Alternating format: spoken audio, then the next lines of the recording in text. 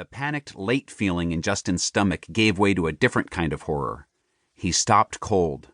Michael, whose right pinky was reaching for the very last pebble lodged deep in his right nostril, ran right into Justin, hitting his elbow against Justin's back and forcing the pebble even deeper up his nose.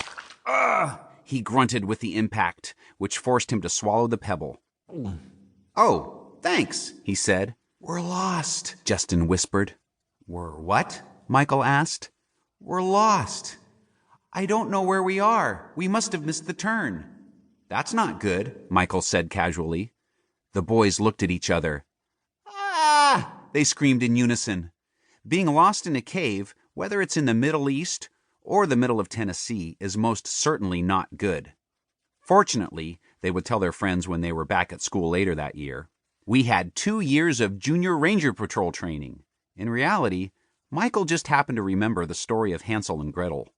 "Why don't we just follow our footsteps back to where we were supposed to turn?" Michael said, "like breadcrumbs."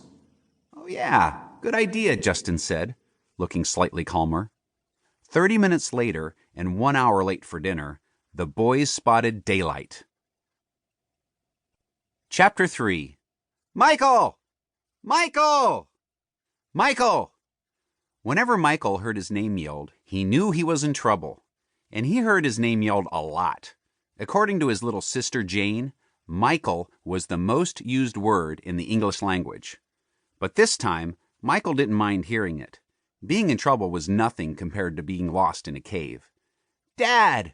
Michael ran to hug his father. "I am so happy to see you." "What were you doing? What were you thinking? Why were you—" Michael's dad stammered. "You can't just wander into a strange cave by yourself." "We were exploring," Michael said pathetically. "Besides, Justin was with me." "It's also a strange cave for Justin," his dad yelled. I know, I'm sorry," Michael said. "I'm sorry too, Dr. Gomez," said Justin. "If I lost you two on our next to last day here, I would be in big trouble with your mothers. Both of you are grounded until we ship out in the morning. Go to your tent," Michael's dad ordered. Usually when kids are grounded, they're sent to their rooms, in a house. So this may require further explanation. You see, Michael's dad was a college professor studying people who had lived in the Middle East thousands of years ago. He was working in an area close to where many of the stories from the Bible took place. From Joshua leading the Israelites into the Promised Land, to David hiding from King Saul, from Elijah going up into heaven in a chariot of fire to John baptizing Jesus. Dr. Gomez thought coming along on the trip would be a good learning experience for his son.